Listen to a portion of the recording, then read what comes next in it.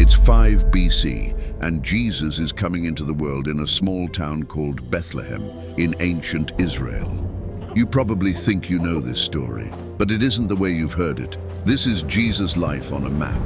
We're going to trace every step of his ministry, all the way to his final journey to the cross, but also where he appeared after the resurrection and where Jesus was seen for the last time. It's 5 BC.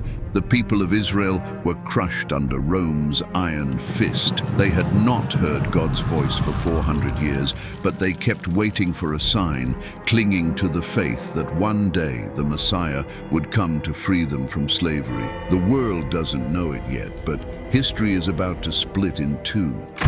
A teenage girl, 9 months pregnant, has spent 4 days walking from Nazareth to Bethlehem, 90 miles. Mary shouldn't have made this journey. It was far too dangerous in her condition. But Roman Emperor Caesar Augustus had ordered a mandatory census, and Joseph, her husband, who was a descendant of King David, had to register in his ancestral city, Bethlehem.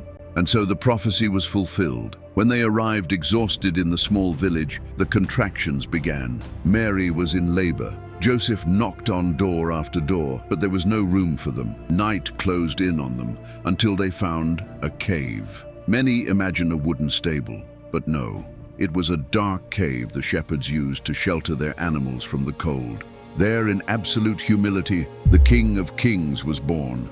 The first to know were the most marginalized of that time, the shepherds. Shepherds were considered unclean. They couldn't enter the temple, and their testimony wasn't even valid in court. But the only ones who worshipped the Messiah that night were they, the outcasts of society. 40 days later, Joseph and Mary brought Jesus to the temple in Jerusalem. They offered 2 turtle doves. It was the offering of the poor. If they had had money, they would have brought a lamb. Then an old man named Simeon took the baby in his arms.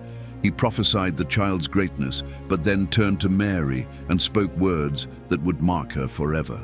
A sword will pierce your own soul. She wouldn't understand those words until 33 years later, standing at the foot of a cross.